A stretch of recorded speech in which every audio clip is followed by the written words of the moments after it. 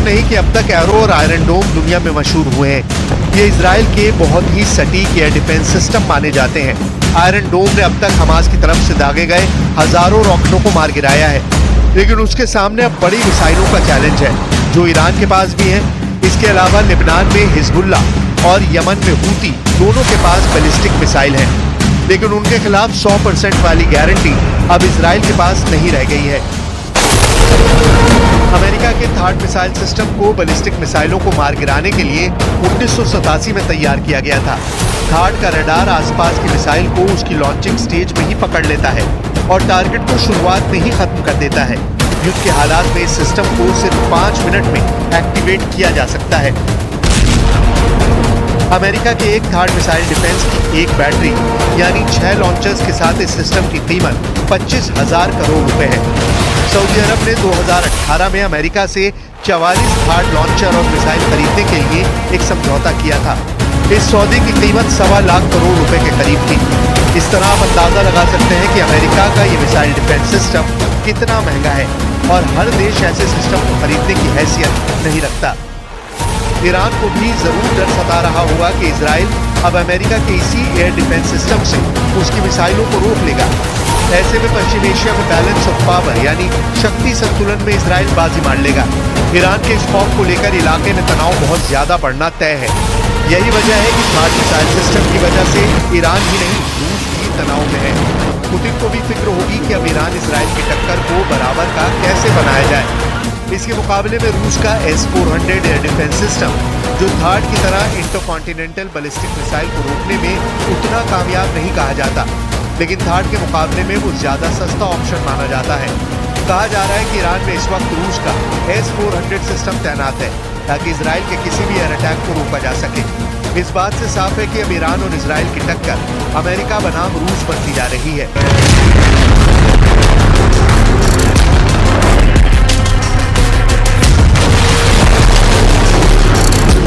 S-400 के multilayer missile defence के मुकाबले थार्ड सिस्टम बैलिस्टिक मिसाइलों को उनकी उड़ान के शुरुआती दौर में ही गिराने का दावा करता है। THAAD system hit to kill तकनीक पर काम करता है, यानी ये मिसाइलों को रोकने और भटकाने की जगह उन पर सीधे आमने सामने का वार करके उन्हें तबाह कर देता है। थार्ड को लेकर खबर ऐसे वक्त में आई है जब ईरान और रूस के राष्ट्रपति की मीटिंग हो चुकी है।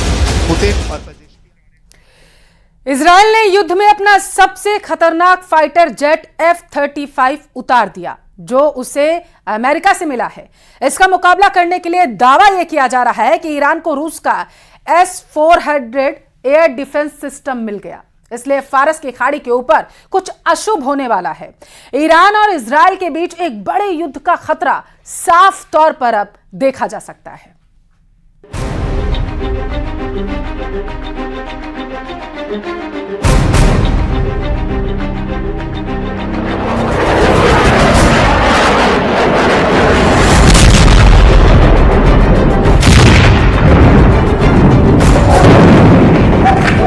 इजराइल ने उतार दिया है अपना सबसे खतरनाक फाइटर जेट F-35 जो उसे अमेरिका से मिला है। इसका मुकाबला करने के लिए दावा किया जा रहा है कि ईरान को मिल गया है रूस का S-400 एयर डिफेंस सिस्टम। इसलिए फारस की खाड़ी के ऊपर कुछ अशुभ होने वाला है।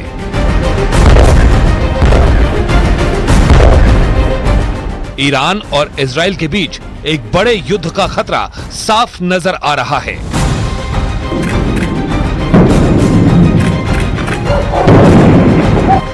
अगर युद्ध हुआ तो F-35 और S-400 इन दोनों की टक्कर जबरदस्त होने वाली है। इस युद्ध में सबसे नए हथियारों के मुकाबले की 100% गारंटी है। साथ में दो सुपर पावर अमेरिका और रूस के हथियारों का ऐसा मुकाबला हो सकता है जो दुनिया ने यूक्रेन की जंग में भी नहीं देखा।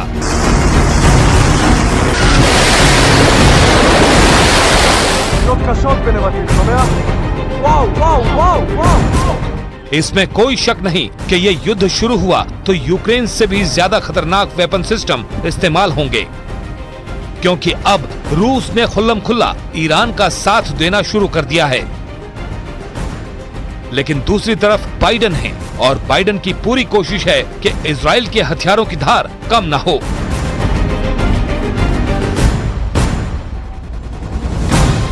सवाल है कि इजराइल अब ईरान से बदला कैसे लेगा।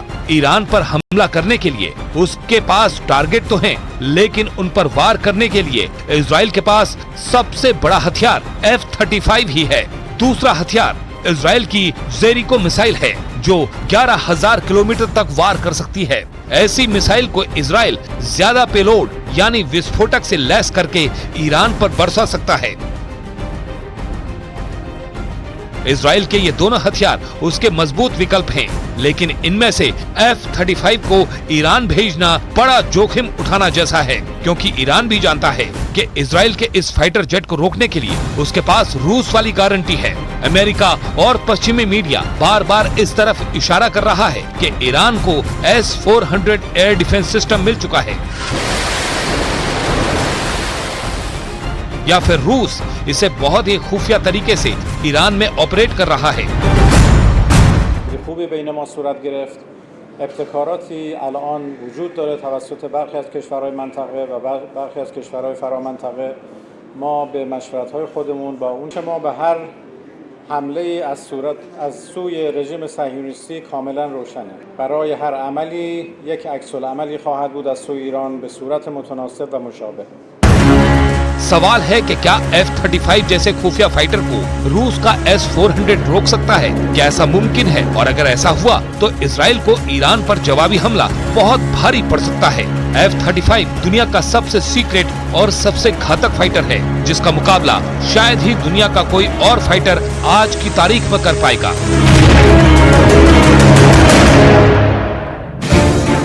F-35 अमेरिका का स्टेल्थ फाइटर जेट है, जो रडार की पकड़ में नहीं आता। यही इसकी सबसे बड़ी खासियत है। ये 5वीं पीढ़ी का फाइटर जेट है। ना ही दुश्मन का विमान इसे देख पाता है, ना ही उसके रडार इसे ट्रैक कर पाते हैं। F-35 की अधिकतम रफ्तार करीब 2000 किलोमीटर प्रति घंटे है। ये 9 टन बम लेकर उड़ सकता है। अगर इजराइल ने इसे लॉन्च किया तो इसके टारगेट पर ईरान के सीक्रेट अड्डे होंगे, तेल के ठिकाने होंगे, ईरान की लीडरशिप होगी।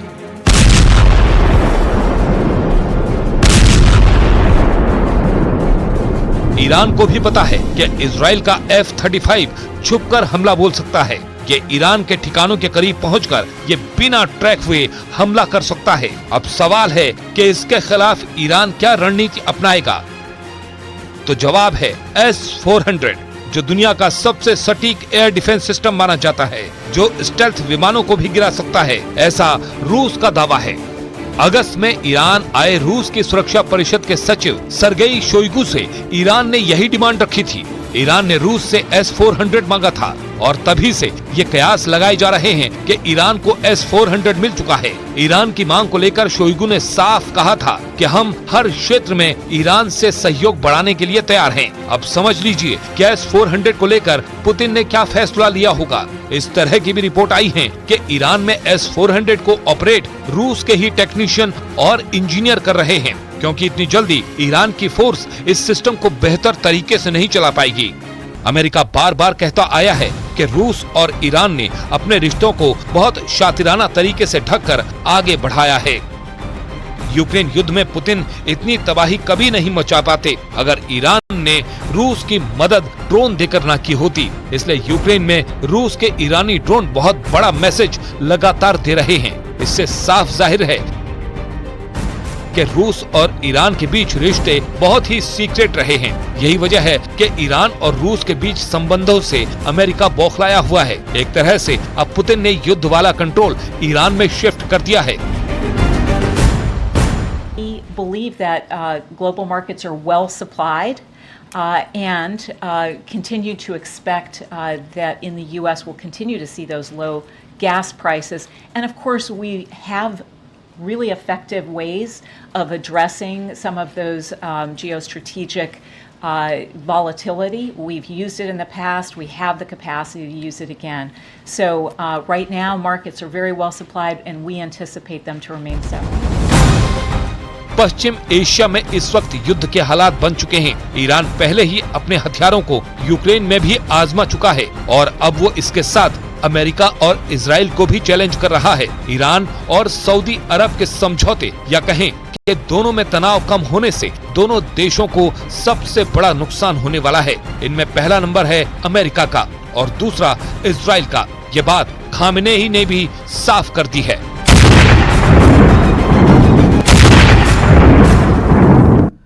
और यहाँ वक्त है एक छोटी सी ब्रेक का। अब देखते रहिए प्रदेश का नंबर 1 न्यूज चैनल।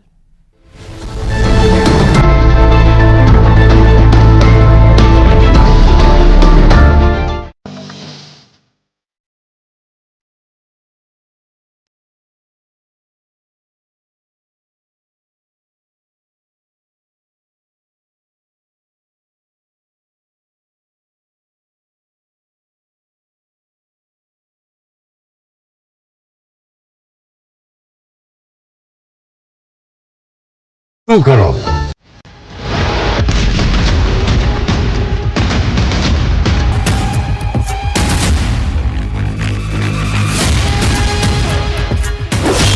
यूरोपीय देशों पर भड़का इजराइल। नेतन्याहू बोले वॉर जोन से दूर रहें यूएन फोर्स। हिजबुल्लाह को जो बचाएगा इजराइल उसे जलाएगा।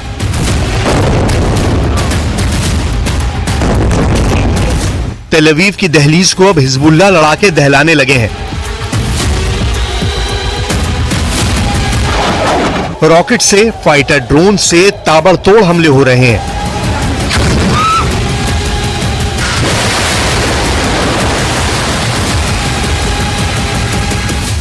इजराइल के डिफेंस सिस्टम को चीरकर हिजबुल्लाह तेल अवीव को तहस नहस करने के करीब पहुंचने वाला है।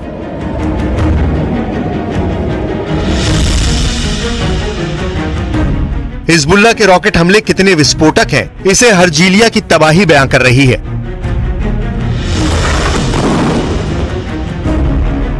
इस इमारत पर ड्रोन बम फटा है। News 18 India reporter Arun Singh ने हमले के बाद तबाह हुई बिल्डिंग के भीतर जान हथेली पर रखकर रिपोर्टिंग की है।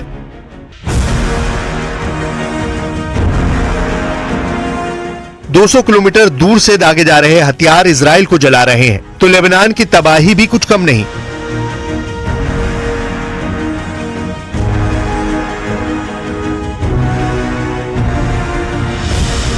जहां इजराइल आसमान से मौत बरसा रहा है, दक्षिण लेबनान के शारबील की बर्बादी news 18 India reporter Rifat Abdullah की आंखों देखी जानिए।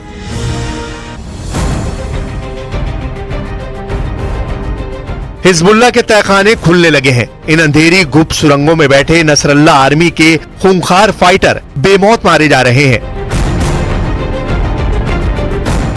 इजराइल आर्मी की 91वीं डिवीजन हिजबुल्लाह के तहखाने में घुसकर ऑपरेशन शुरू कर चुकी है। दक्षिणी लेबनान में सैकड़ों अंडरग्राउंड बंकर को आईडीएफ ने तबाह कर दिया है। हिजबुल्लाह के इन सीक्रेट अड्डे से भारी मात्रा में गोला बारूद का जखीरा भी बरामद हुआ है। इजरायली सेना ने दक्षिणी लेबनान में सीक्रेट सुरंग से हिजबुल्लाह लड़ाकों को जिंदा दबोचने का दावा किया है। लेबनान में सरेंडर करने वाले लड़ाके का वीडियो रिलीज कर अंडरग्राउंड बंकर की फिल्म रिलीज की गई है। आईडीएफ के मुताबिक 7 मीटर गहरे बंकर में छिपे हिजबुल्लाह कमांडर की पहचान अभी नहीं हो पाई है। हिजबुल्लाह फाइटर गुप्त गुफाओं से एंटी टैंक मिसाइल लॉन्च कर इजराइल को दहला रहे हैं। जमीन के नीचे बने बंकरों को हिजबुल्लाह की रदवान फोर्स इस्तेमाल कर रही है। इजराइल सीक्रेट तहखानों की तबाही के साथ हिजबुल्लाह लड़ाके उन रिहायशी बस्तियों में चुन चुन कर मार रहा है, जहां वॉर कमांड कंट्रोल रूम में टॉप कमांडर बैठे हुए हैं। इजराइल ने अल शराबील, बकास्ता, सिडोन में एयर स्ट्राइक करके कई इमारतें जमींदोज कर दी हैं। इजराइल के बारूदी प्रहार से बौखलाए हिजबुल्लाह ने भी जोरदार पलटवार शुरू कर दिए हैं।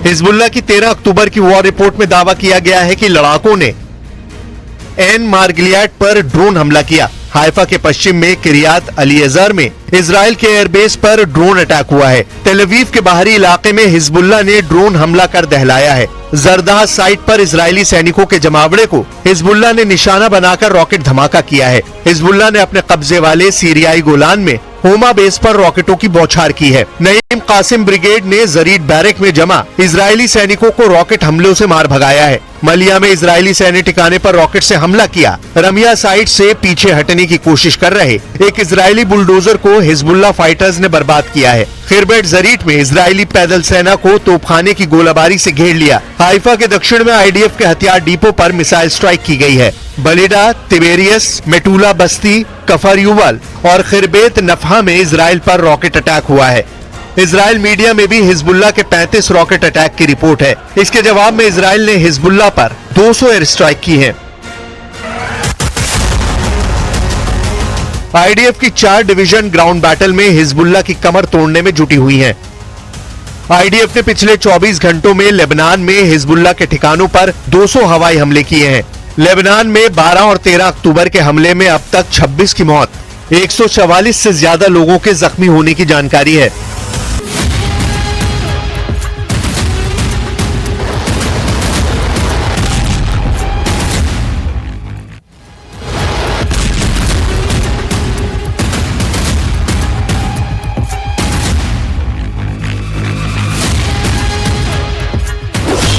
यूरोपीय देशों पर भड़का इजराइल। नेतन्याहू बोले वॉर जोन से दूर रहें यूएन फोर्स। हिजबुल्लाह को जो बचाएगा इजराइल उसे जलाएगा।